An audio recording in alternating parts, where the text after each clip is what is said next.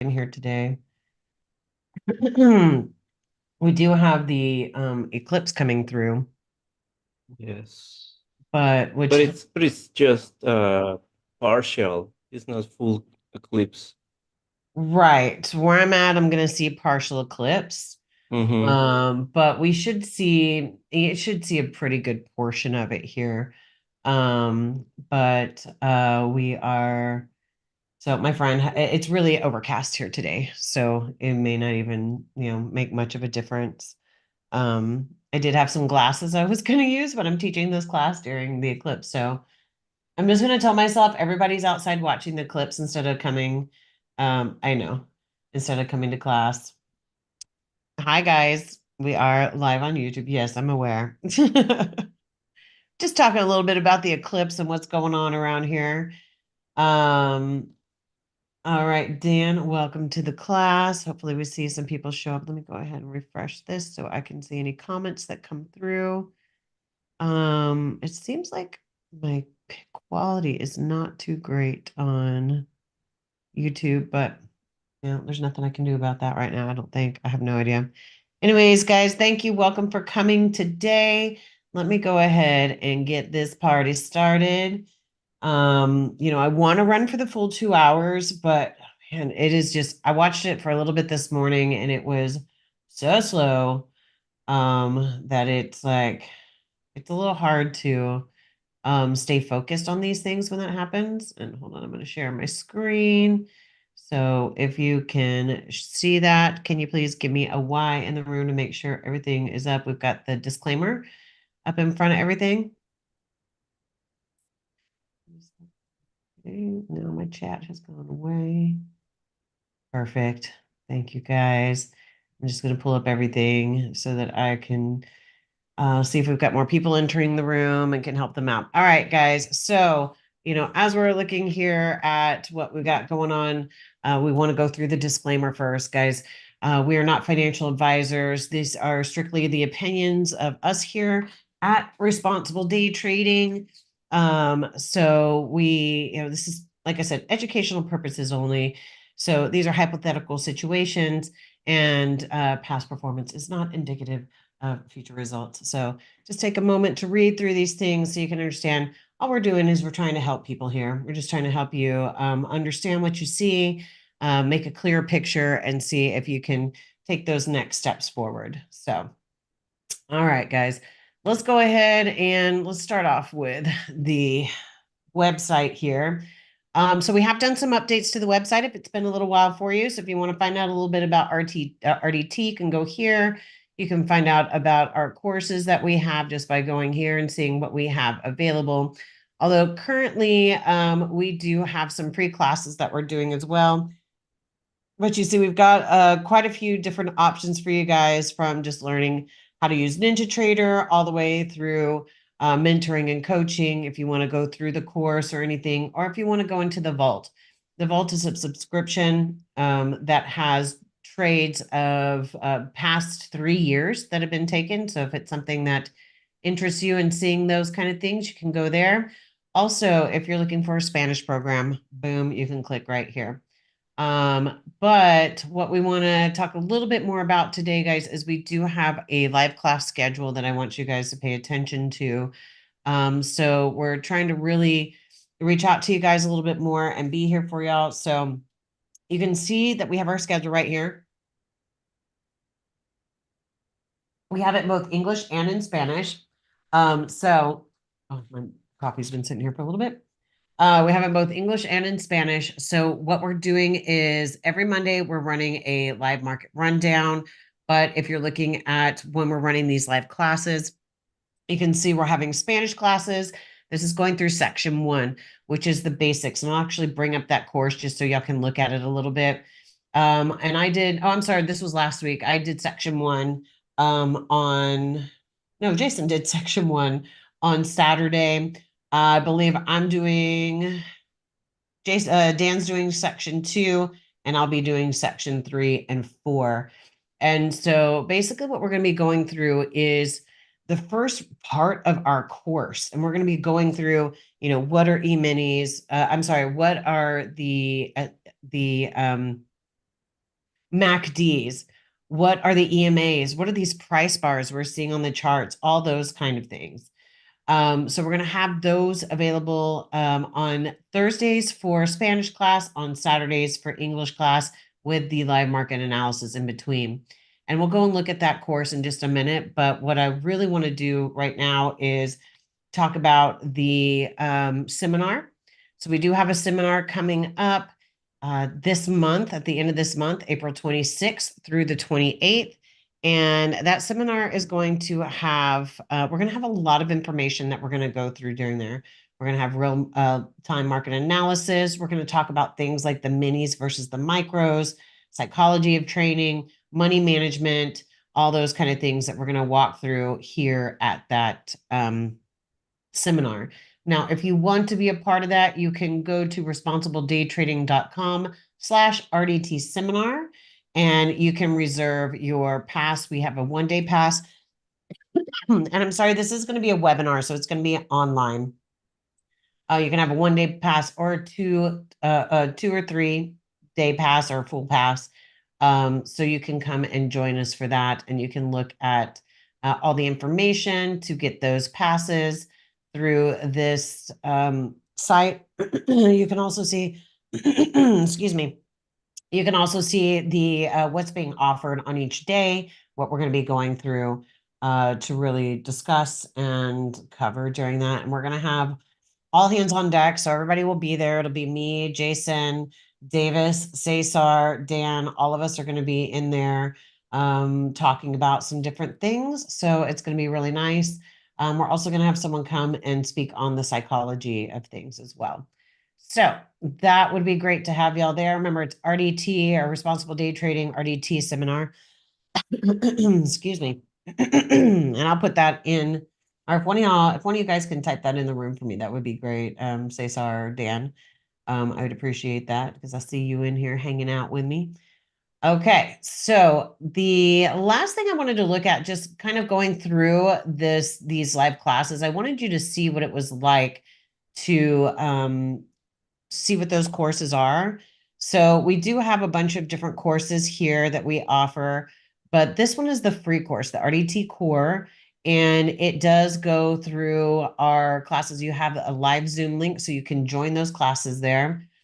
We go through things like the many ways we use ticks, runs, retracements, pivots, and pullbacks. We do have homework in those so that you can go through and understand them. We also do suggest that you get the NinjaTrader platform fundamentals, so you can get the chart set up, and you'll also have access to the indicators. But this is a lot of very basic stuff that we go through here. You know, what are retracements, pivots, and pullbacks? If you're new to trading and you don't understand these things are very vital. Understanding like the larger chart versus the smaller chart. So looking at those micro trends happening. Knowing what a strong move looks like and what a weak move looks like and what grindy moves are. The next week we go into patterns in the overall market trends, talking about sideways or slowdowns. Now, there are some lessons that we have removed from here that are just for our students. So if you're interested in finding out a little bit more about those things, like the bar patterns that we use specifically for entries and exits, those kind of things are in there. And then you can see, you know, things learning about what are support and resistance. And then we go into the EMAs, guys. You know, what are these lines that we see on the charts? And you can see these are our EMAs running right through here. What are those? What do they do? What significance do they have? So we teach you about the EMAs, and then we teach you about the MACDs, which are these running down here at the bottom. These are the RDT MACDs that we had specifically created so that we have some specific things that happen in there that we really... I actually saw 2 different MACDs I liked, and I had them combined. So that's what we have now for the RDT MACDs. But we talk about the very basics of even understanding MACDs. You know, what's the zero line? What are the BBs on there? What do the Bollinger Bands do? Those kind of things. So, and you can see we actually have more lessons than what it shows there, although we're not going to go to those right now. So those are all things that we have in that course that we're teaching for free. And we're doing that 3 days out of the month. So if you'd like to join us for those classes, we'd love to have you there. We actually are streaming them on YouTube currently, but we'd love to have you in the class also. We also have our Discord here. I don't know what happens when I click on it. I think it goes to the Discord.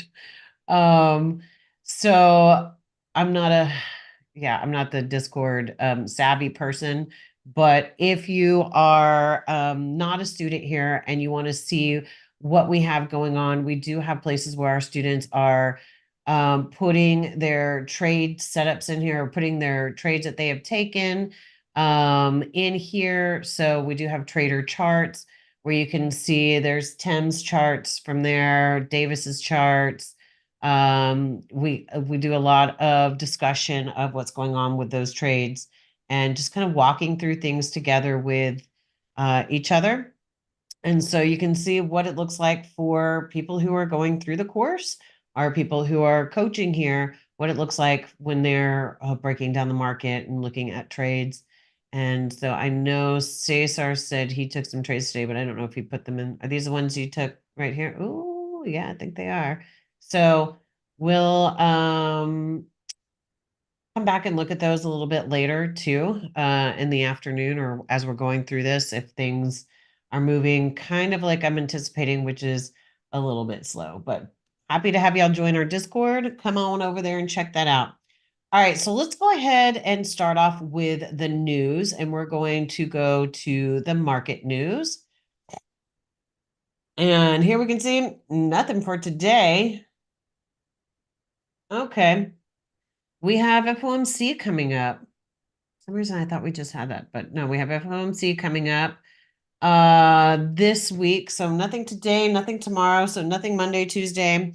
Wednesday, we got a pretty busy day. So an hour before the market opens, we got a lot going on. An hour after the market opens, we got some crude oil inventories. And then at noon and at 1, and guys, remember these are set in Central Time. So at noon and at 1, we also have some news coming out. Thursday, pre-market, an hour before the market opens. And guys, news is something good to know about and pay attention to.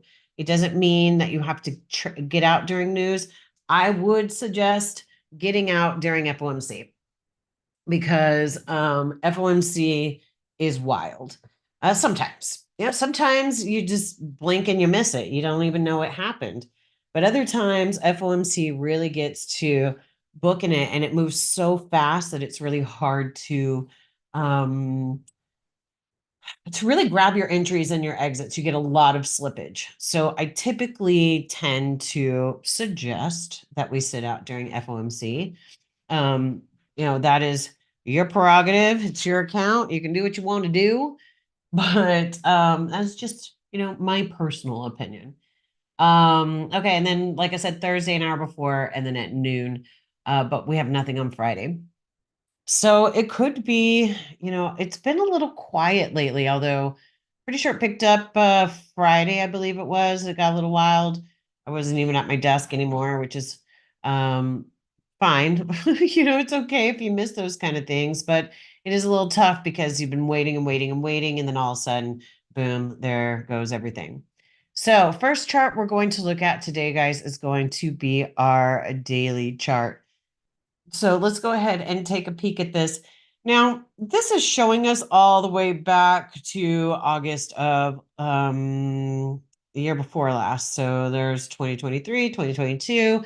So we can see since 2022, we've pretty much been moving to the upside. But if we pull this real far back, we can see we've been moving up for quite some time.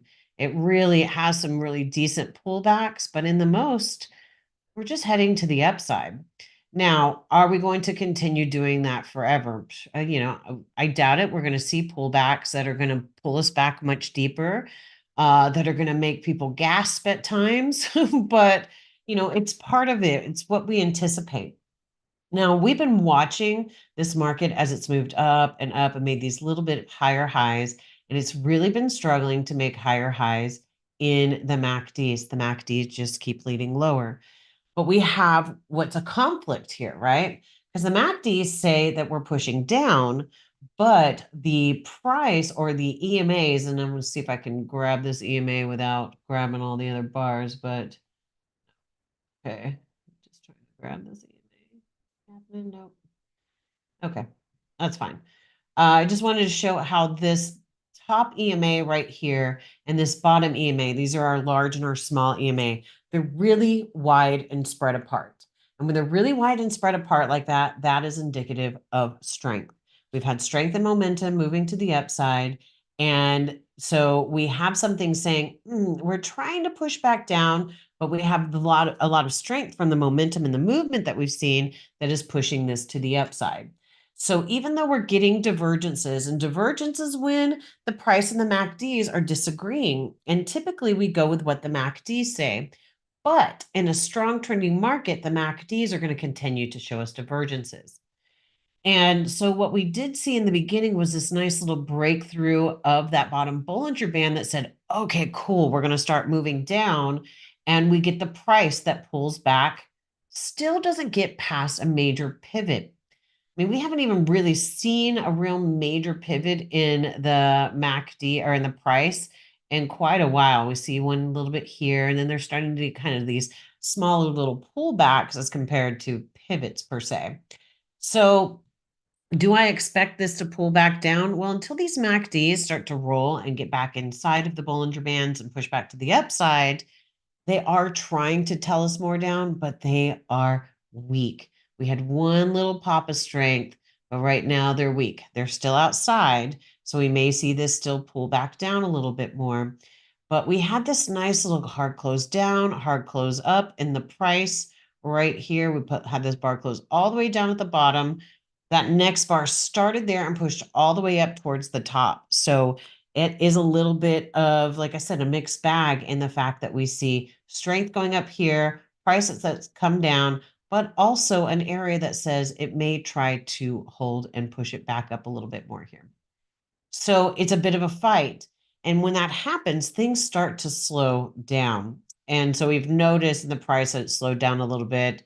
And I'm going to talk a little bit about what we're going to do to kind of balance that out as we're going through it. Okay. All right. So what we see here is the pullback. Then it is pushing towards the upside. MACDs are weak. If we saw MACD staying strong, something more like this and angled to the outside, we may have more of a thought process that this was going to push down more, but we don't see that.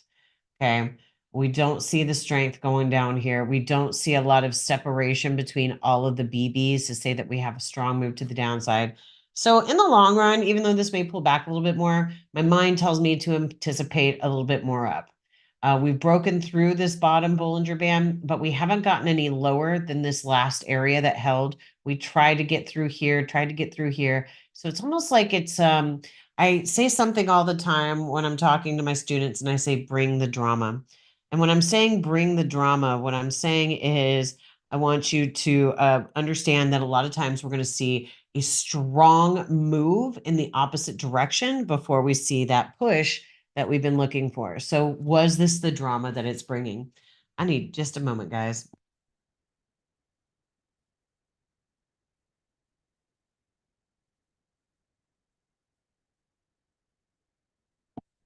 Okay, I'm gonna have to figure out what I'm allergic to and why I'm continuing to be like this. But you know what? I'm gonna move on. All right, so that's enough of the daily chart because honestly, guys, we can't use this daily chart to trade unless you're really just using a lot bigger charts, have a lot bigger risk than I plan on ever having. So I'm just going to pull this one out of the way. We really use this to look at what's happening in the overall and what we can anticipate. And we can also see because of that indecision between the strength in the EMAs going up and the MACDs trying to pull down and the little bit of divergences, we're going to see, that miscommunication between are we looking for longs or shorts? And when that happens, things start to get a little wonky. Okay, so now we're looking at the 28,657, and we can see on the 28,657, we have had quite a we haven't had a nice, big, beautiful, strong move in a little bit. We did have this nice, strong move to the downside here. Great. Then it just crawled its way back up. Nice strong move starting out here, and then it started to weaken, has crawled its way back up. So, I mean, like technically, the direction on the 10,946 is technically to the upside. Oh, but it's struggling to get past this area. I'm sorry, 28,657. Struggling to get past this area right here. We do have above the zero line. We have EMAs trying to pinch and close to the upside, but we're not quite seeing what we need. I mean, it's stuck in a little bit of junk. So we're going to talk about what we can do to take advantage of the moves that we see, even though we're stuck in this little bit of a junk. So 28,657, the direction has shifted to the upside, but we can see, but just looking at this, guys, direction was up here, down here, up here, down here, back up here, but we're still making these lower pivots. So we may see this push back down again. Technically, I would say it's going to make the attempt, but being back above the zero line, we may pull up to this Bollinger Band and roll off and push down. We may just push down from here. We are stuck between two areas, though. If we look at this, just looking right here, we're making a bit of a wedge on the 28,657. We're stuck between this area here and this area here, right? So we're really going to need to break up and break through this area and pull back to it if we're going to expect more up. We want to break through this area to the downside and pull back to it if we're going to expect more down. Do we have to pull back to it? Absolutely not. Do we like to see that happen? Yes. But otherwise, we're kind of stuck between these areas. So let's look at the 28,657, the 1597, and the 233 chart. I just think everybody has driven to a place right now where they can watch the eclipse and nobody's in the market. That's what's going on, right? That's why it's so slow. It's just you special folks that are hanging out here with me today. Okay, so let's look at this 10,946 first. So 10,946, the space traders. There you go, Cesar, right? If we're looking at the 10,946, we don't see much of a difference than what we saw at the 28,657, because that is this area right in here that we were just looking at on the 28,657. And oh, wow, I didn't know I had my box that dark. Let's go ahead and fix that really quick. But we can see this area here is, let's make it just a little bit, about 40%. That'll work for now. When we're looking at on the 10,946, it's really hard to see any place that you could really take a trade. We are above the EMAs, but we're not breaking out of this Bollinger Band here yet. So we may see it roll and push back down. There's just a lot of conflicting stories, which makes it hard to trade at this point. I mean, our direction is up on the 10,946. It could easily move back to the downside. Oh, let me fix this because I see my charts are being hidden by my face. Actually, I think if I just pull them down, that might help. Try this out. You know, whenever you're zooming on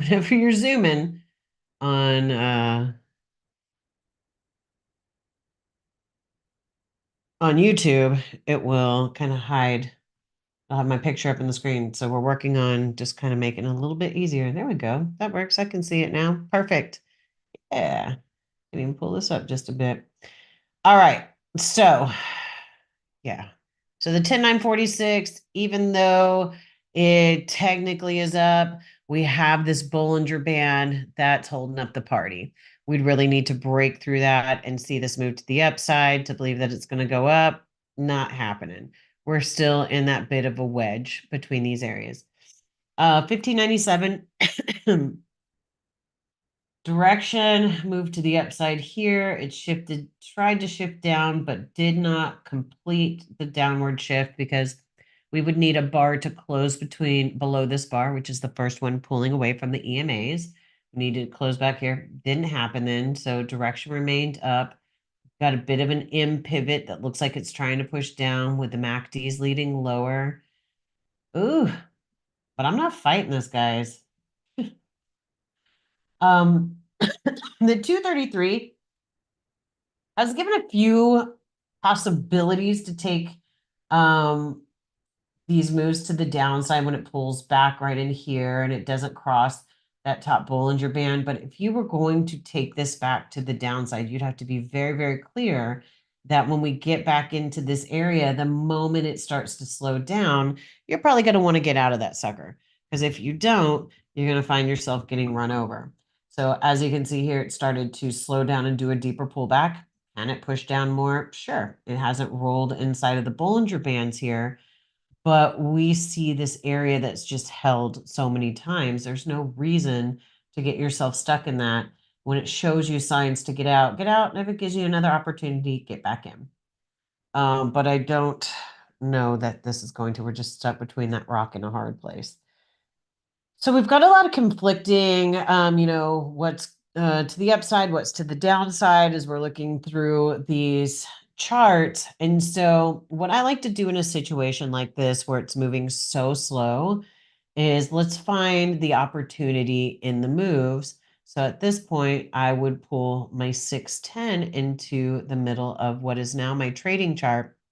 Actually, let me take a step back for anybody who might be new really quick. Whenever I have my three charts like this, we have the bigger tick chart, which is going to tell us the overall move that we're going to look at. Can I look at the daily? Can I look at the 28,657? Sure. But having that little bit more immediate is feels a little more comfortable, right? Because that 28,657 is just too big of a chart to be looking at whenever you're trying to determine what's going on in the immediate, and especially the daily. The daily, we've only got one bar producing on there. So we've got the 10,946, the 1597, and the 233. And these are Fibonacci numbers that are spaced in a certain way so that they're actually very connected, and it's very, the word I want to use, cyclical in watching what happens through those. So these are a good connection between these. So this is a good way to look at what is happening between the bigger picture and what's happening between the smaller picture. So you can look for the bigger target, but also have the smaller risk while using your 1597, that middle ground, to tell you, when the trade is presenting itself. Yeah, you can see here it pulled back into that area, didn't break up off of there, or didn't continue down off of there. So if you had taken any of these little pullbacks and moves to the downside, you'd have to get out pretty quick. I mean, if we look at it, this is from like 59.50 all the way down to 56.50, so it does give you opportunity. But it's hard to take that opportunity by going through these three charts like this because it's moving so slow and the volume is so low. I mean, we can just look at the numbers that are happening in here. They're pretty low numbers. Because it's moving so slow, what I like to do at this point is what I like to say is just take it down a notch. So I move my 1597 over as my biggest chart. Now, do I want to keep looking at what my other ones say? Sure. So I have them actually on another screen so I can see what they're saying, just to make sure if we're hitting any big major areas on the 10946 or anything to that nature. We'll put this away. And now we're looking here as our bigger tick chart. Here is our trading chart. Let me spread this out just a little bit. And then this would be still our smallest chart to look at during these things. So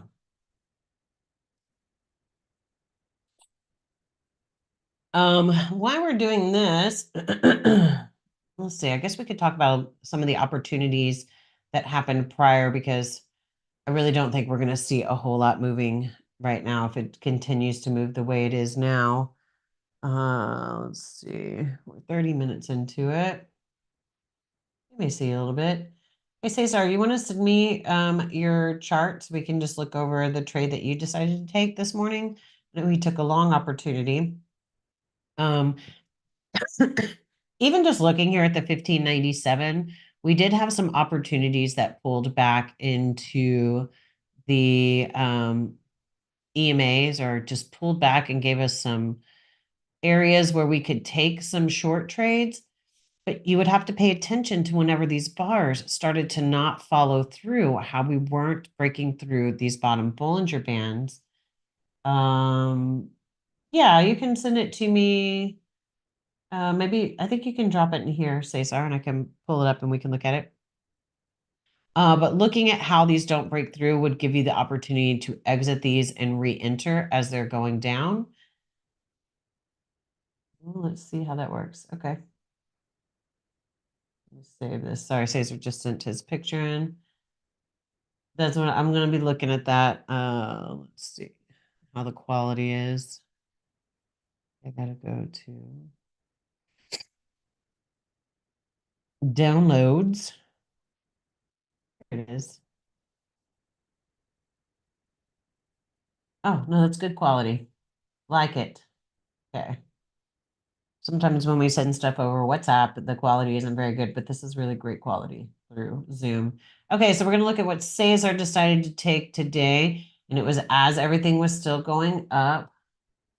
So it looks like, did you take a long and then get out?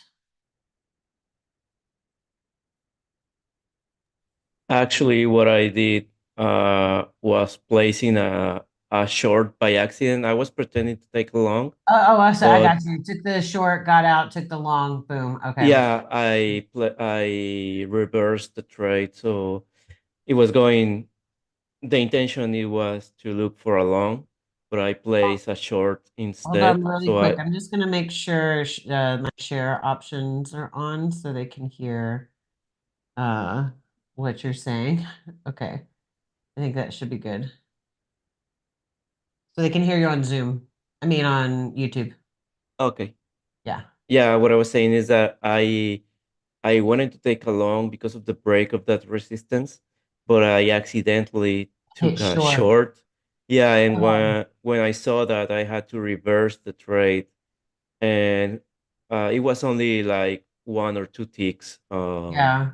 on negative, and then the price uh, continued to the upside, so I was able to uh, take some profits.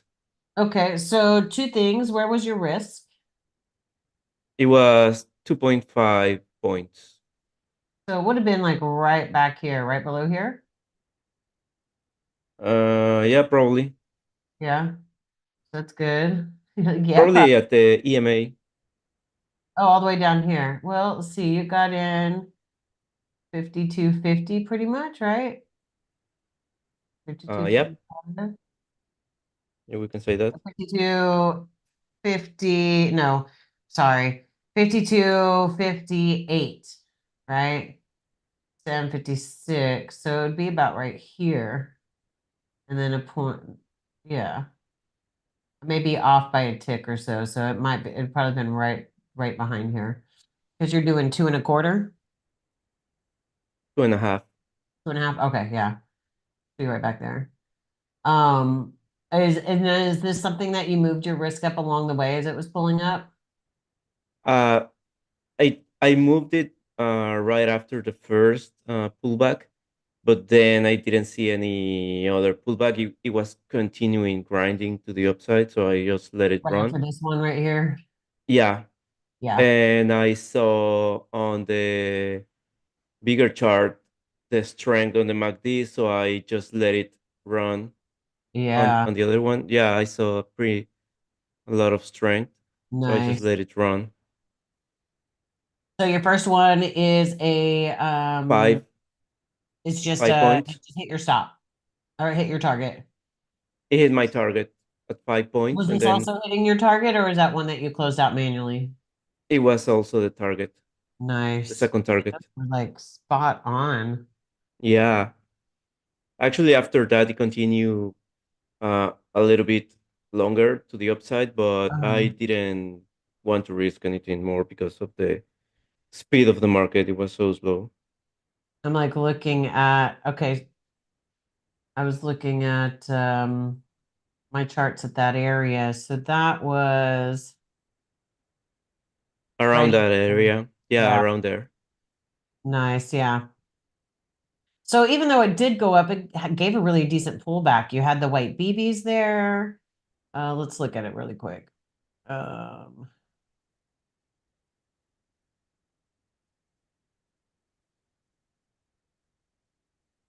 Charts. Yeah. No, that was a pretty good place to exit because you've got the white BBs there. Even on the I'm looking at my 10946 over here. MACDs are all still leading lower. So it was Mhm. struggling to pull to go in that direction to continue. You're hitting this area that had just held several times. So, and then the other thing was, let's look at the 233 where it was at there.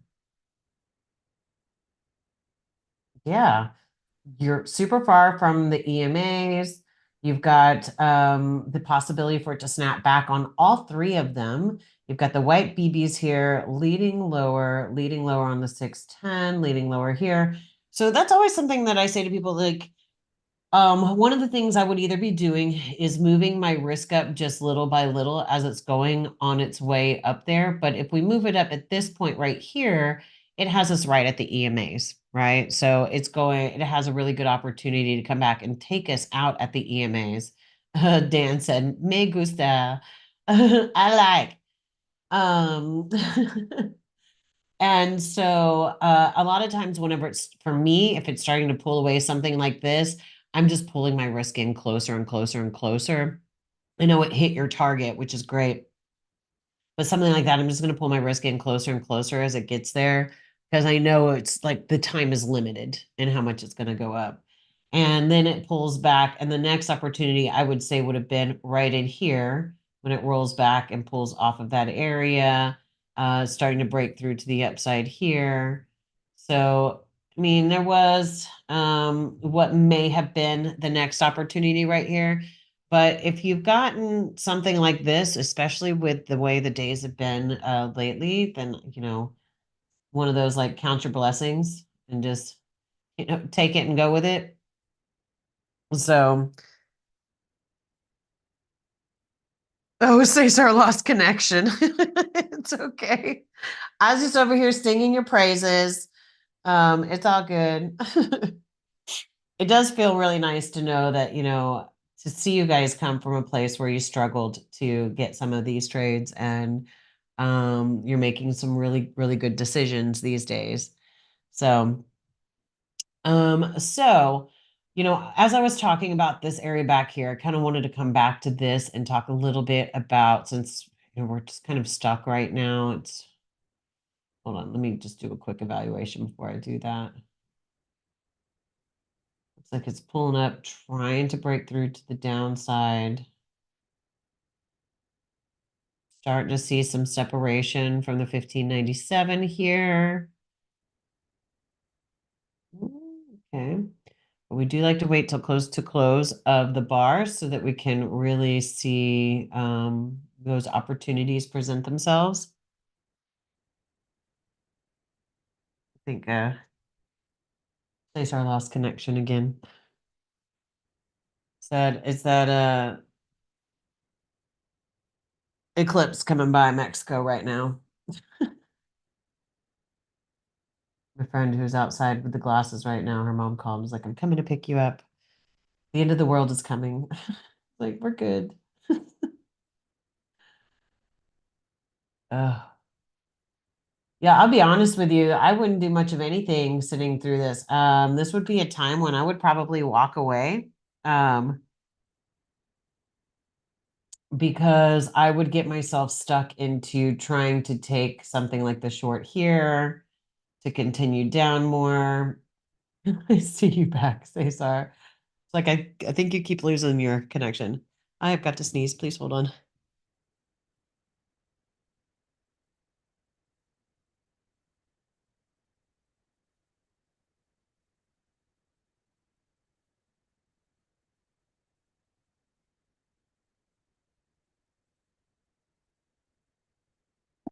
Okay. And we're back.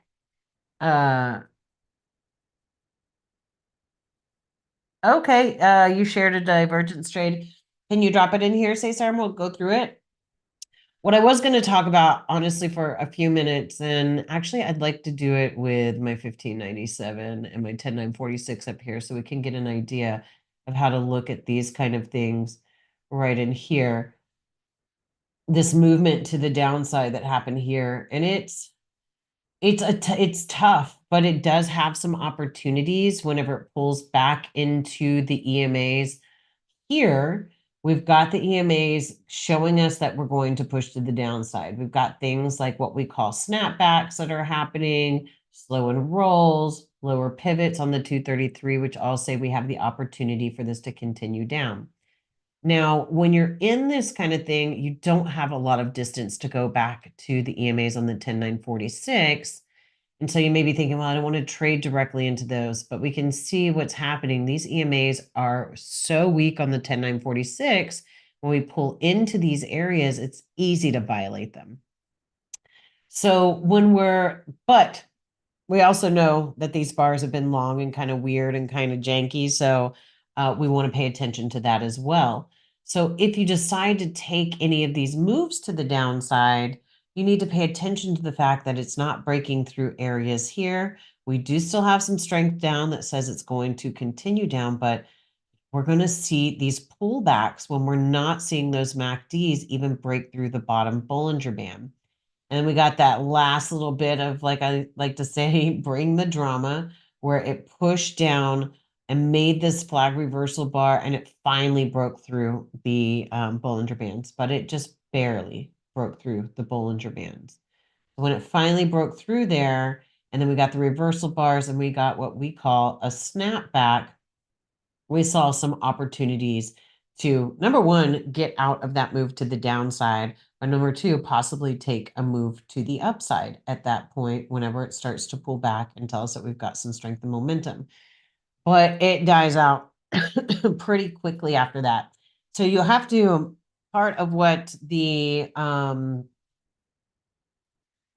of the dance when you're doing this, guys, is paying attention to when the price is dying out, to when we're trying to force things to happen, to when everything is just kind of wrapped in that ball of tension, which is a good thing for us in the long run, because when it finally does break out, it goes crazy, kind of like what we saw in here. It was just waiting and waiting and waiting, and then finally we saw some really good movement. So usually forever long, it's stuck between these areas and just really just grinding back and forth between those areas. The longer that we're stuck in there, the more opportunity we tend to see a really decent breakout. All right. And while we're just sitting here waiting as we pulled back into the EMA again, man, it looks like it wants to roll down, but it's just weak in all directions. Did it stop? Is my um internet still on? I have had a lot of internet dropping issues lately too, which is about to lead me to get a new internet provider, because it does scare me from taking a trade. One of my last trades I've taken, and it's been a little while, the internet cut out during it, and I actually ended up spiking and losing a little more on my one trade than I planned. And so decided I'm not going to do anything until I get some new internet service. So I'm doing some research. All right, so Cesar, let's look at your next one. Okay, let me actually download it instead of doing it from there. I think when I download it, it makes the difference.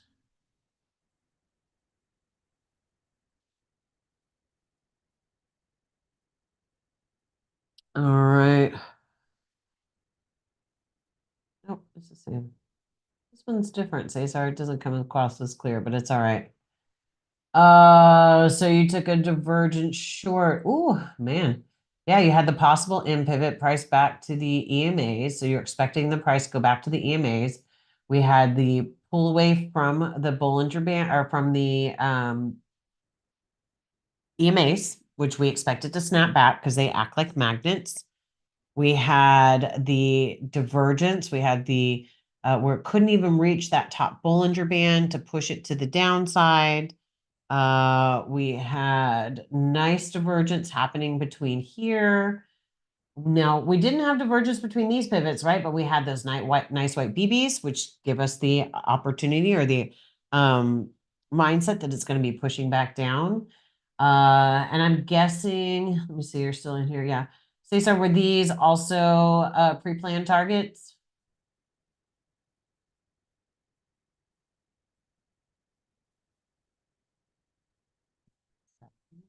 Yes, it was 5 and 10 points targets.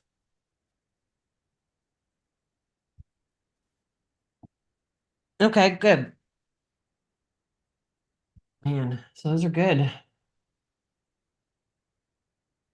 And but even though you had those targets pre-planned on this one and the one before, it really does look like you had you had planned from at those areas because it's like almost perfect where it reaches the EMAs here and then you reach the EMAs on the next one. So yeah, and then it turned around and went to the upside. Beautiful. Really like those divergence ones that just take you right back to the area and then just continue in the opposite direction. Those are really nice to work with. Ooh, are we getting the push down now? It's trying. It is trying. I'm really not going to trust the push to the downside until we can break past where this wedge has kind of created itself. I say kind of, but it's here. We have all these closes right up in this area. We did have a bit of the wedge here. We could even look at how it's going right in there. So we'd really need to break past this area to the downside, or we need to break past this area to the upside. Otherwise, what you have to do, not have to do, what you need to learn to do at that point is how to trade between the areas, how to take these moves between the areas. And I don't believe you can do that in a tight spot like this using those bigger tick charts. So, and we can even see also if we were talking about that move to the downside, I don't think we really recognized it quite yet as a wedge there. It was just starting to get there. But this move to, oh, well, no, I'm sorry. I was looking right in here. That was definitely a wedge down to the bottom area. Yeah. But guys, this is moving so slow. I know this is supposed to be 2 hours, but we're going to have to see because if it stays like this, we're all just going to fall asleep today. Um, Yeah, but trading between those areas, I don't think can be done using the 10946. I think you would need to do that here because it gives you so much. It's just kind of closing it into that tighter space of area that you can use to trade at that point too. So if you use those bigger charts, it's going to be just really, really tough to trade between those areas. Man, it had that look like it was really, really, really going to push down. And then now we can see this is popping back up. Those MACDs are trying to show strength to the upside. Watching through as it's counting down. I'd like to watch for that second BB. The first BB does show a little bit of strength as it's popping up. I want to see what that second BB does. Is it going to stay in tune with what that first BB did?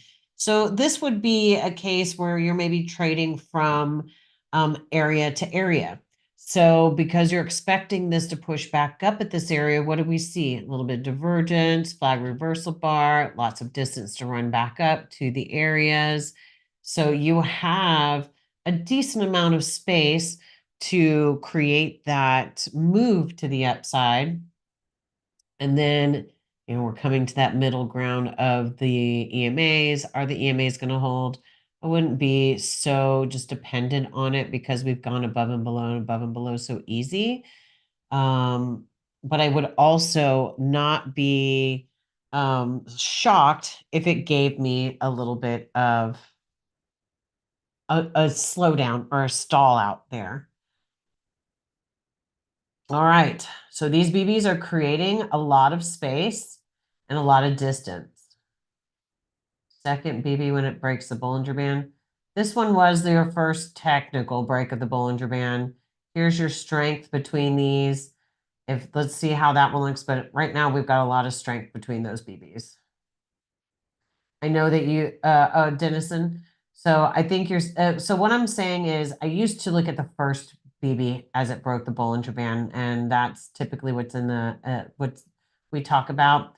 But because of the way things have been moving, I try and look at what are these second BBs? What's that next one looking like? Are we still continuing to have that strength? And I did still have that strength going there for a little bit, but now we're seeing it starting to pull back a bit. Are we going to roll off and push down here?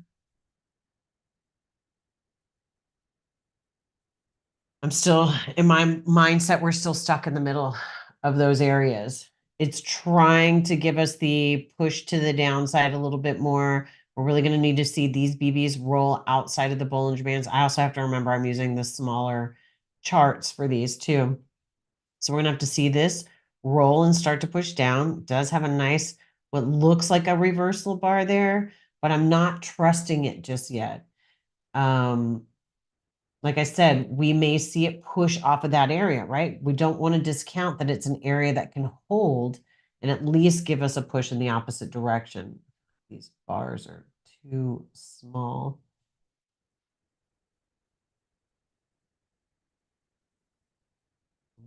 This BB's going to roll down. Pull this one down so I can just have a look at it.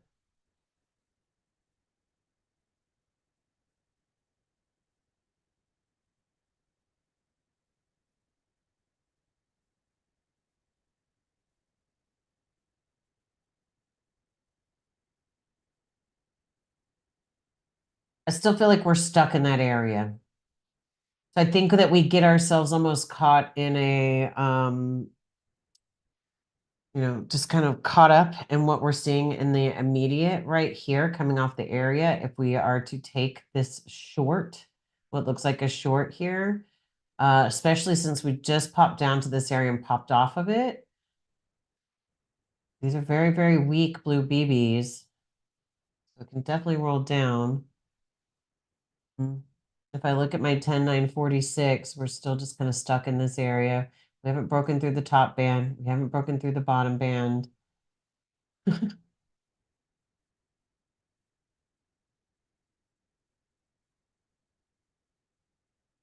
And Dennison, I know you said second BB when break the Bollinger Band. Did you understand what I meant by that, though?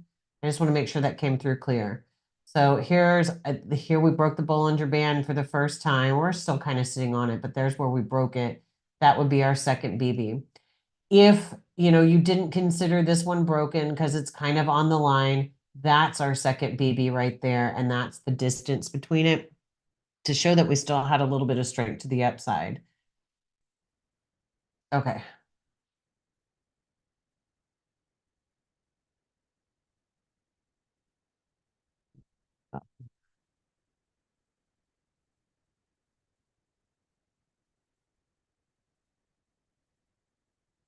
All right. So here's exactly what I was talking about, which can kind of get you into trouble if you're looking at this little reversal bar here, taking this. Now, we haven't exceeded that area yet. It I mean, it could do anything, right?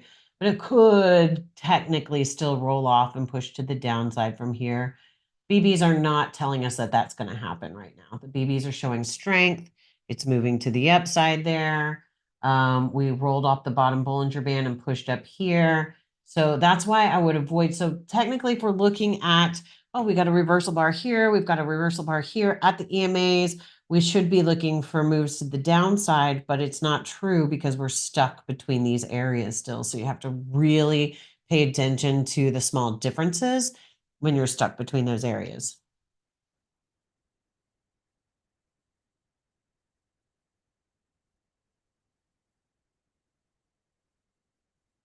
So that can actually, and now that I'm thinking about it, and we add a little bit more to that, that can actually save you. Say you're in this short, right? Say you took a short and you got in, I don't know, right in here or something, and your risk, or let's say you got in towards the bottom of the move even. Let's say you got in towards down here, and your risk is like right here at the top.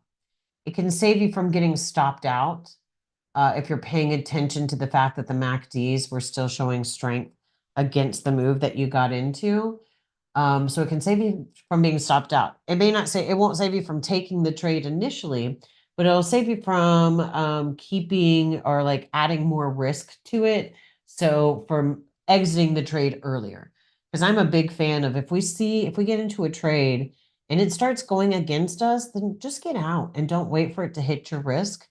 I have been the wait for it to hit my risk person. Like even Dan and I were having the conversation. Sometimes when it's just got like one tick left or so, and it's like, let's just see that one tick. And that's usually just what I like to call clicking it and saying a prayer. Because that's you trying to say, well, I see all these signs, and I'm human, I do it too. I see all these signs going against it, but what's one more tick of a loss? And really, in the long run, it is something because we're telling our brains that we don't need to get out of this trade when we see it working against us, that just losing a little bit more isn't all that bad. And it is really something that we probably put our brains into a little bit of stress about, where we could have just gotten out of the trade and been fine.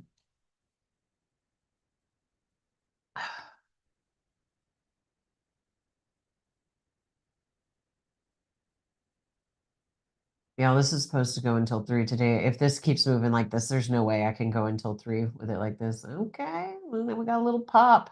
I guess it was the market god saying, "Here you go, Lindsay. You get just a little bit more." So all right. So this is exactly what I'm talking about. So say you had moved in here, you've gotten in this trade, and you're going, oh, I see all these BBs just still moving, blowing up. Well, we're still inside here. Maybe it'll turn around. And the maybes, never get us anywhere. It's paying attention to the fact that we couldn't break the bottom Bollinger Band here. We couldn't break the bottom Bollinger Band here. So if we even have just a little bit of risk left on that, just go ahead and take it, get out, and cut your losses a little bit more short. So we did have the look like it was going to try and push down here. And if you allow yourself to get stuck in that, you may be working to try and move the market yourself without waiting for the right thing to happen. I don't know how long I can stay stuck in this wedge. Um, we'll give it a few more minutes.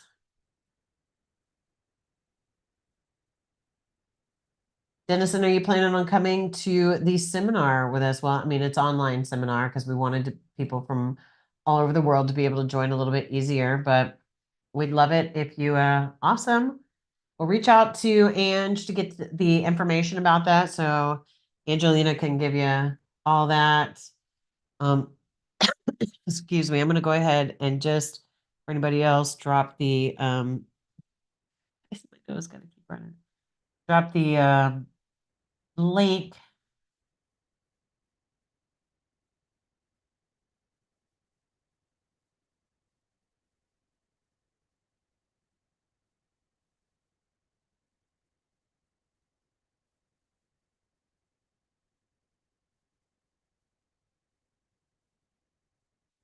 Let me grab that. The last person I sent it to is Jason. There it is. Copy the link. I'm going to drop it in here so you can see it in there. And then there you go. You can also reach out to info@responsibledaytrading.com and be able to reach out there, or you can send Angelina at Responsible Day Trading. So anyway, it goes. All right. So we're still stuck between this wedge. Saw what looked like an M pivot that was going to push this down. It just pushed it right down to that last little area that we were hanging out at. I really want to see the overview though right now as we're stuck in these areas. So I want to pull up the 10946 so we can get more of an overview of what's happening. So looking at this overview, we didn't break the top Bollinger Band here. we're trying to bounce off of the Bollinger Band or off the zero line to move to the upside here. Starting to break those BBs to the upside again here. So we have more and more, like my bias, honest to God, y'all, my bias is to the upside. I believe that this market's going to go up a little bit more before it comes back down. And a lot of that has to do with the things that we see on our daily chart. So, so far, this is very, very weak, rolling to the downside. We haven't really exceeded this previous area right here. Kind of expecting this. What my expectations are from things that I've seen in the past is for this to roll up to the top Bollinger Band and roll off of it. And in that time, we're going to make a higher pivot that's going to have a nice sharp push to the upside, and then it's going to pull back down after that. But you know, that's just based off what I've seen happen in the past, what I expect, and it's purely my opinion on that. So, and that's a lot of movement in between there because I'm talking about moving from like 5,200 to like 5,400. So it's like a 200-point move back to the upside to make a new high. I just see the way that the behavior is on the daily chart, we could possibly see this go up a little bit more. The fact that we're making these higher pivots, and what I tend to see in wedges that happen like this, where we've got that area that kind of came across here, and we're making the higher pivot, higher pivot, higher pivot. I tend to see it push through that high as we're making these higher pivots in the low of the price. So, you know, that's what my expectations are. And that's with my expectations being like that, and with that being my strong bias and my strong opinion, sometimes I will make the wrong choices in my trades because I am leaning more into my bias and my opinion. So I also do recognize that. And a lot of times when that happens, I will just sit out during that time. So I can just let it break through and not let me not make me um use my opinions instead of seeing what I have a bigger opportunity to trade at that time. All right. So it's trying to make these higher pivots as it's pulling back and not breaking through the bottom Bollinger Band on the 233. I feel like a sports announcer. It's got to make these higher pivots. It's pulling back, not breaking through on the 233. Then we go on over to the 1597. We got some strength in the MACDs. And it's pushing to the upside. But oh no, we got to wait for that 10946 to break through that top Bollinger Band. So that's where I'm at. I'm waiting for this 10946 really to break through that top Bollinger Band and tell us that we've got more movement to the upside. Otherwise, we're still stuck in the same junk we were an hour ago because guys, this is all that's happened. Let's see, I started at 1. This is all that's happened in the last hour on the 233. It's a lot of opportunity for someone who may not have responsible thought processes, for someone who may not have the, oh, I can see that I can see that the eclipse is showing on the ground out there. Sorry, guys. Someone who may not have like the willpower to hold off through all this could get themselves really run over by looking at smaller signals on the 233 and be like, oh, let me take a long, get stopped out. Oh, let me take a short, get stopped out. May have gotten a little bit of profit through here, maybe a little bit of profit through the upside. But if you don't have the skills to be able to sit back and take a breath and wait for it to work itself out, then you're probably going to find yourself just getting run over half the time. And that's part of the process, guys. I mean, I think every single one of us here has found ourselves getting run over way more times than we'd like to admit. I'm gonna read that out loud, Davis. Davis said, I saw the market today and closed Ninja. And I'm like, that's the thing, right? You see this and you go, okay, this is something that gets me in trouble. And you learning that about yourself is one of the biggest gifts you'll ever have. because instead of allowing yourself to get in trouble while you're stuck in all of these areas, then just, pushing forward and saying, okay, I can sit here and watch and learn, or I'm just going to close this down and do something else for today. And sometimes that's hard decisions. Like me right now. We're an hour in. Oh, no, it's already gone. It's got to be already gone. I like really wanted to go out and see the eclipse. I almost considered canceling class when I realized the eclipse was today, but I was like, no, okay, it was overcast and everything. Guys, we're still stuck in this area. We still haven't broken through this top Bollinger Band. We're making lower pivots in the MACDs here. My opinion is that I still feel like we're going to push to the upside at one point. But I'm just waiting for it more than anything. I mean, just look at the 28,657, the way that it's just getting tighter and tighter through those areas. We do have these bars closing towards the top. We are still above the zero line. I really see the ability for this to push up over pushing down, but that's kind of what happened in here, and then boom, it just shot to the downside. So we may actually see that happen. Say sorry, you said for this what? And I'm not sure what you meant. Oh, I think I was talking about for the eclipse. I wanted to see the eclipse. It's okay. That means when it actually breaks, it's going to be a massive point. Yes, that's exactly what I was talking about earlier. For the amount of time that we have seen this just jumbled up and bunched together like this, we tend to see the same amount of time in a breakout, right? So, we see it jumbled up, it's struggling, and then we see it jumbled up, it's struggling, and boom, a big breakout. Boom, a big breakout. So we tend to see those breakouts and give us a nice big move after that. But the problem is waiting for the breakout, right? So it didn't break through that top Bollinger Band there. Is the breakout going to be to the downside? Heck, it may be. It is it's been trying to do these stronger bars and pushes to the downside. And I'm telling you, my bias has been to the upside, just in my mindset. So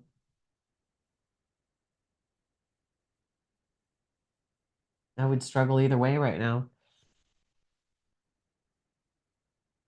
Did it give us an opportunity? Sure. It gave a little pullback right here. Would I take it? Heck no, because I'm still not trusting anything that's happening right in this little bit.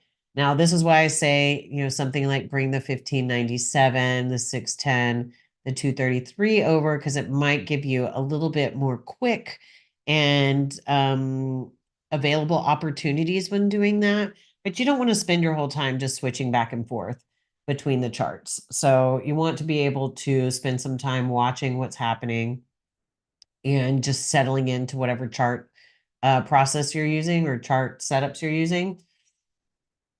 And we just pulled right back down to the area again, still rolling inside of the Bollinger Bands. Ooh, I'd have to see maybe a weak pull up and break through, kind of like right in here. But to be honest with you guys, I don't know if we're going to see it in the time we're here together today.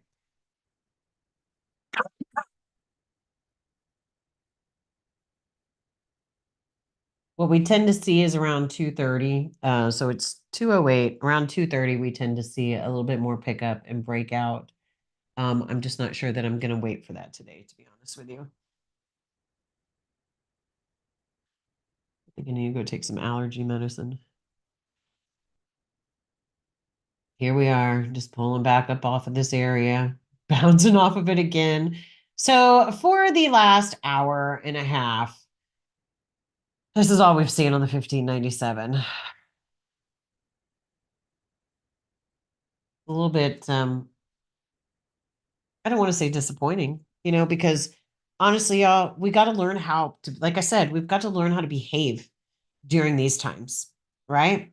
So these times are just as vital and important as when the market is moving like mad.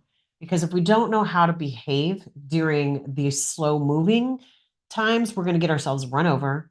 We're going to make mistakes because we're going to hope that it goes in that direction because we're used to the market moving so much and doing so well that when we come to these slow times, we're impatient.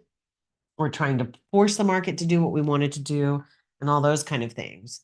So we don't want to,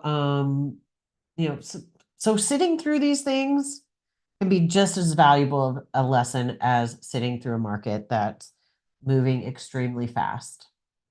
Moving like lightning, not the molasses. I knew that was coming. Like molasses. It's what Cesar said. I really thought it was going to be Dan.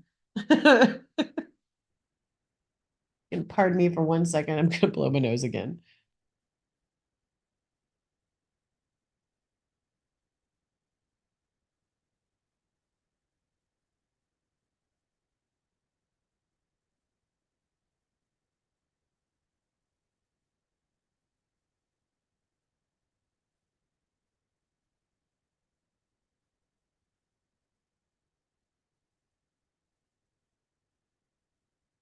I'm going to take some chewable Claritin. See, this, I believe it's really trying to, I say it, like the market has its own mind, but the hive mind of people running this, I really believe it's trying to get us kind of interested in the short trades. But I think it's going to try and push up past these areas. I could be completely wrong. That is absolutely my prediction.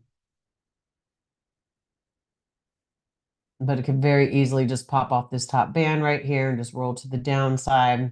Same with right here. I'm not doing nothing. Not doing nothing until we can see some real definitive answers on what direction we really anticipate this to go.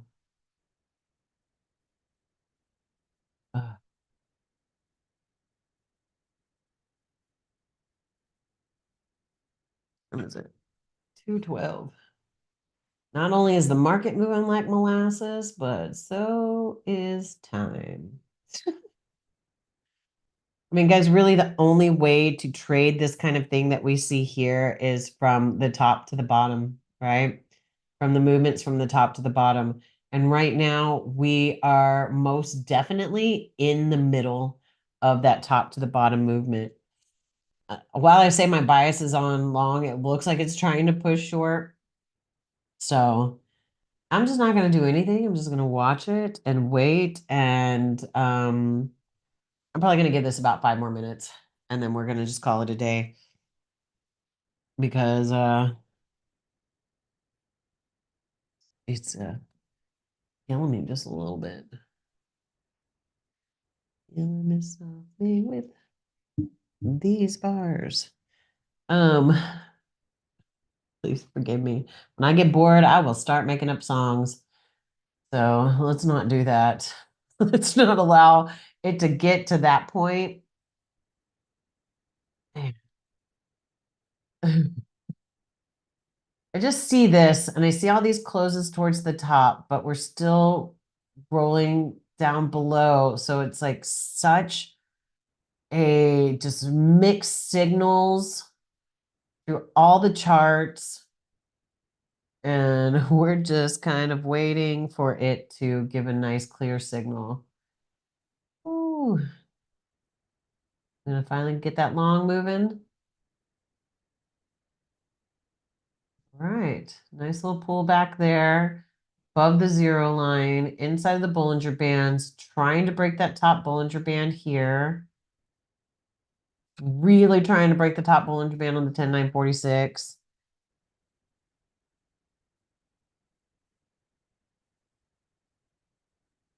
See. But let's look also, where's our first target, right? What's our first target if we were to take this long? And it would be right here where we've stopped previously, and it's way too close. And I also got a little excited. We still have over 1,000 ticks left on this BB. So that's what happens when you get a little overexcited and want to move in that direction too quickly. Because look at where this BB is now compared to where it was before. This is one of the things that I really, really love about the tick counter and the live MACD dot. These are actually the most up-to-date and accurate and what I see of indicators that we have. Because anything else is lagging. Anything else is just kind of moving slowly with it. But this BB and this tick counter are working in tandem. Because whenever this tick counter stops plotting or gets to zero, this dot is going to stop plotting, this dot's going to stop moving, and the next one's going to start. So with having even 200 ticks left here, we want to wait till it gets closer to zero. You can see this one as it's getting closer to zero. Once it gets below 50, it starts to turn red. And then once it starts with the 233 again, it's going to turn black. So once this one gets down closer to 50 at the 133, 118, see what's next. Stop now that I'm talking about it, right? 98. And we can watch this BB moving as that price bar moves. So initially we had what looked like a strong push towards the upside of the bar. And the BB was starting to show a little bit of strength, pulling away from the Bollinger Band. But as this price bar started to came closer to close, that BB didn't show that strength to the upside that it did before. Is this next one going to? I don't think so. I think we're just kind of, I think we're stuck in a smaller wedge instead of a wedge. So we got the smaller wedge right here inside of a wedge inside of a wedge. I don't know that I've had much experience with those. The inception. Yes, that's right, Cesar. Wedge inside of the wedge inside of the wedge. Oh, we're coming down here to an even smaller wedge on the 233. All I know is I have to entertain myself while I'm here. Otherwise, it would just be bored to tears. The way I'm going to tell you this, though, the way I do not entertain myself, not successfully while I'm here, is I don't go start checking emails. I don't start looking at things on YouTube. I don't start answering messages on WhatsApp, because if I do that while I'm trading, then I'm completely taken away from the focus that needs to be on what's happening right now. So I will, if I start finding myself doing things like that, checking my, emails, checking, things that I need to check for UProfit or whatever it may be, then I'm not giving the market the attention it needs anymore, and I just have to step away completely. All right, guys. I know it's only 2:17. I know this was supposed to go till 3 o'clock, but I don't know if I can hang with this much longer. It is a little slow. I was really hopeful this morning when I got up because it seemed like there was a little bit of movement first thing in the morning. And when I came back, this is where we've been. So, guys, are there any questions about anything? Anybody got any trades you want to share? Dan, Davis, Dennison? I'm not saying that. Anyways. Dan says no trading for him today. Okay.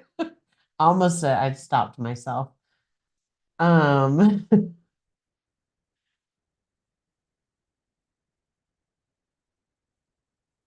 all right. So I'm guessing nothing from Dennison or Davis. All right, we got a couple people here watching on the YouTubes. Guys, if you have questions, please feel free to ask. I mean, I'm here paying attention to both you guys. We are in a Zoom class, but I'm also paying attention to any questions that you have coming through in YouTube. Oh, Dennison's checking. It's too late for the eclipse. It's already over. It's over in this portion of the US. So, no, that's all right. Yeah, here's looks like it's trying to push back up again. It gave that purple BB. Still 878 ticks left. And so this one, yeah, guys, I just can't do it. Dennison, I'm gonna give you just a minute to see if you've got some trades you want to share. If not, then we will just go ahead and call it a day. Once again, let me go ahead and just while Dennison's looking at that, let me go ahead and pull up. So we can talk one more time about the seminar.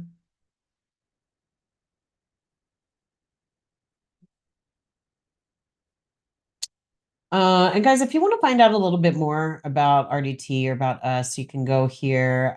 We do have Meet the Team. That tells you a little bit about all of us. And so you can just learn a little bit about who we are and what we do here at RDT and our mission behind everything. If you want to get in touch with someone about becoming a student or have any questions, you can just click here and you can schedule a call, or you can just call us straight from there. And then don't forget about, oh, we have this learning center here as well. So you can come here and get our free guide if you need some more information over, what are e-minis, things like that. You can come and see the market news here. You can see the weekly rundowns that we're doing. And then obviously don't forget about the live classes. So we do have the live classes that are happening twice a week. So we have the Monday rundown, which you are experiencing with myself right now. And then we have the Thursday Spanish class, which is either Davis or Dennison. I'm sorry, not Dennison, Davis or Cesar. Just looking at your names side by side in here. Davis or Cesar teaching those classes. Who knows? Maybe Dennison will teach them one day.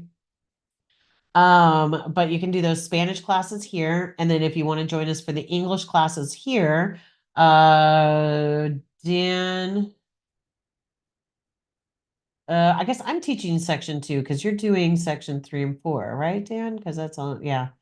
Okay, so I'm pretty sure that's what we're doing right there. So I'll be teaching the next one. Dan will be teaching section 3 and 4 is what we're doing. Got those little switched up earlier. If you want to know more about the seminar, I have put the link in the comments on the YouTube, but you can come here. We're actually going to do this online this time. Normally we would do them face to face, but we're going to do it online this time to give more people opportunity. But we have a bunch of information about what we're offering there, and you don't have to come to every day if you want to just come to one day, or if you want to come to all 3. So that would be wonderful to have you guys join us. And I see Dennison. Okay, Dennison. So Dennison is rather new with us here in his learning. I like you chose some different colors. You did orange and purple. Guys, you can change up these colors to whatever you want. What I'm looking at here, so you took a short. It does look a little late. I'm trying to see where the arrow, right there is where the arrow is. Okay. So right above, oh, okay, I can see it there. About, you want to know how you can take a long at the bottom? That's okay. Well, I love that you took the short because, I can see that you had the right idea. We want to make sure where our risk is going. So we really want it back here. And it will help you to not get scared whenever it does something like this and pulls back at that point. So it did have another opportunity here, which might have been a little bit hard to catch. It does look like you got just a little bit of profit off of it, maybe like 2 ticks or something like that. But 2 ticks is better than nothing. A way to pay attention to what you could be doing for the long trade there. So you have the 4081, 1597, 610 combo. So you may be looking at something like your 10946 or maybe your 28657 to see what's happening right in here, and see if there's any kind of divergence. We did not, let's see, we pulled through, we made a little bit of space back here. The only place that maybe you could have initially taken the long would have been right in here. It would have been really hard to catch it from the bottom, first off. Really, really couldn't have caught it from the bottom. This is your first opportunity, but even then, I mean, it's rolling through, not breaking the bottom Bollinger Band, rolling to the upside, perfect for it. Not breaking through here, starting to roll the upside, perfect for that too. I would not have seen the opportunity until here, Dennison. So you said, I don't see the opportunity. That is okay. This is a very advanced opportunity to take it here because you still got a lot in your way. If you waited until here, which is here, and also here when it pulls back in, now you've got a lot more, what I like to say, on the right side or on the correct side of things. So when it pulls back into the EMAs that are crossing over on the 610, way, way, way above the zero line, very weak retracement here. That's part of it. Gives a nice pullback, flag reversal bars here, closes towards the top. This is all the movement we saw in the MACDs to the downside. Perfect. On the correct side, above the EMAs, pulling back into it. Very, very weak. What do we call that? Ultimate retracement divergence, right? And an ultimate retracement divergence happened there. Great opportunity for there. We pulled back to the upside in, pulled back in here. Now we hadn't crossed back up here, but we're getting close. We're starting to see, we did cross. Oh no, we didn't cross back up in there. Right where you had your risk to reward ruler. Yes, exactly. Right where you had your risk to reward ruler. So this is absolutely because your risk would have been in the perfect place right below here. You would have gotten in probably right in this area. Your first target is right here. Remind me, did you move to 2 contracts, Dennison, or are you still just doing 1?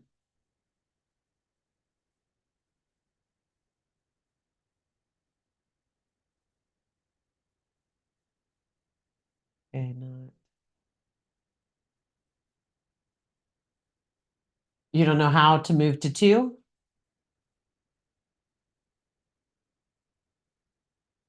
I thought we had talked about moving to 2. That's okay. Yeah, and your ATM strategy, that's something, Davis can definitely show to you. If not, one of us can definitely help you out. So if you have some questions over that, if you want to send it in, um, we can work with you together on that. It's not a big deal. And one of the reasons I ask is because I just wanted to see like with and this has to be actually now I'm thinking about it. This is 1 contract because it's 8 and 16. You'd want a second target, which is really, really great whenever you're entering into these trades and you're seeing where your first target would have been taken out and then where your second target could be moved along. So and yeah, that is absolutely something that we can work with you on, Dennison. So don't worry. We'll help you understand how to trade 2 contracts. So it's really about getting 1 under control first and then moving it to 2. All right, guys. Really want to shut this down, but at the same time, I don't because I feel like we're just on the edge of the breakout.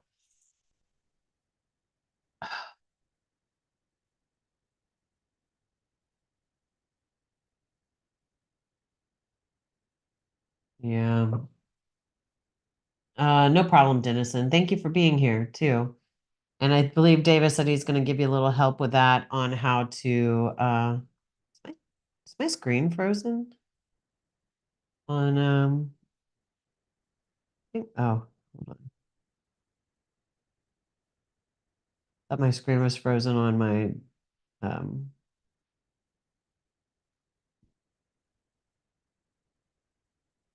I think it is on the YouTube. It's frozen. Just like my video isn't moving at all. So I think I'm frozen. But maybe I just need to hit play. That might be it. Yep. That was it. This is ridiculously slow. This is also why we've been talking about looking at some other markets. So we can give just more opportunities. All right, here comes that 230 mark. And we're gonna see it, huh?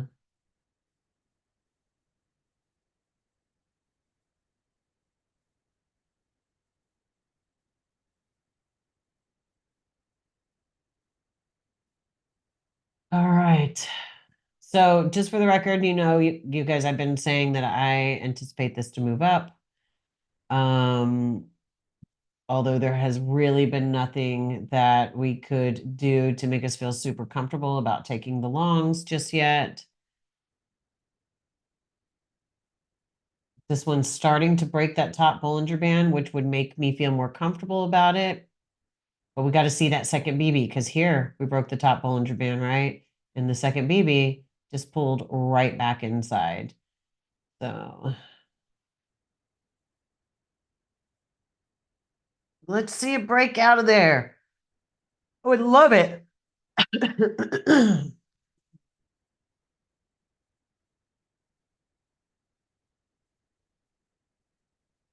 Right back up to that.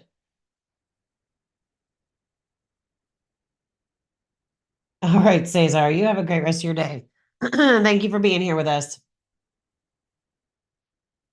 Oh, is the second BB going to be strong to the upside? Thanks. Appreciate it, Cesar.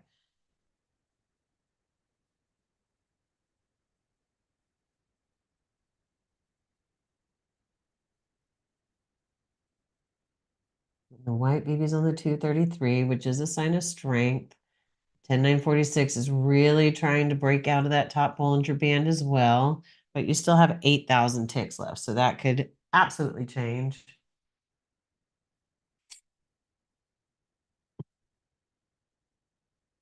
I'm going to buy stock in clinics. Dan, is that the ooh, it's breaking out? Is that what it is?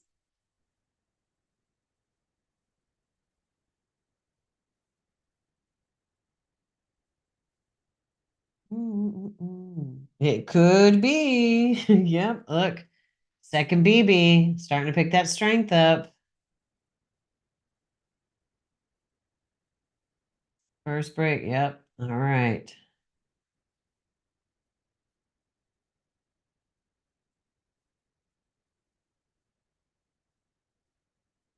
10946 has the look for it. The 1597 has that's right. 10946 does have a look for it. I think the 1597 does too. We'd have to see, as it's pulling up to this area, we'd have to see reasons to break through it, right? And we're starting to see a little bit of the reason to break through it in the 1597.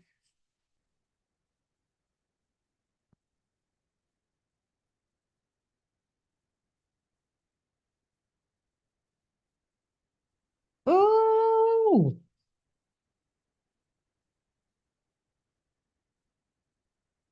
Like, ooh, are we going to see it happen? Is it going to happen? Is this going to be the one?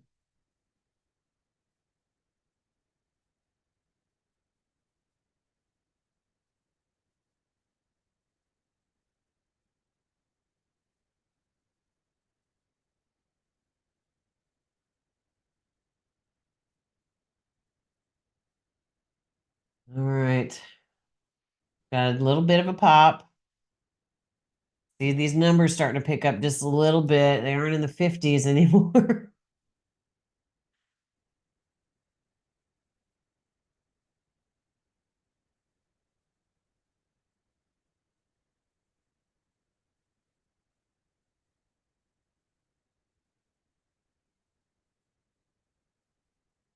Wow. Pulling up toward the top of that wedge. I like the way that 10946 is starting to show that BB breaking out, but we got to remember we're only halfway through the movement of that bar. But here we go.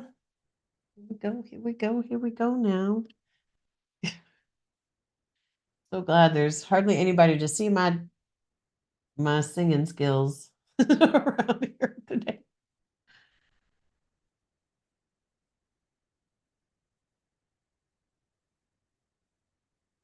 Okay. I just want to pull this up and look.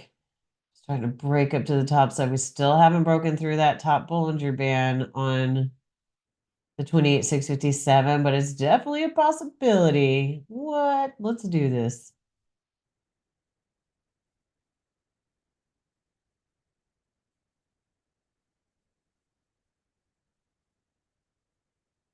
All right, right to the top of the wedge, pretty much. Of course, we had a little bit of breakout here. It's just kind of the average of where all these closes are, the top of the wedge.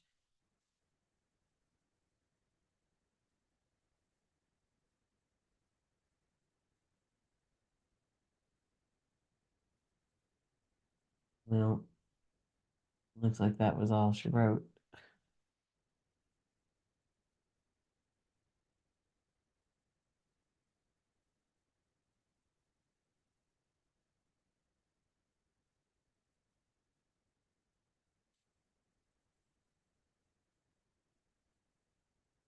Personally, I would want to see it break out past here, pull kind of back into the area, and then bounce off of it to the upside in order to look for more up. Just kind of sitting right in that area right now. A lower pivot here, pulling back with strength. So, well, we got a little bit of a pop. It was a great feeling for a moment, but I think we're going to call it a day. Yeah.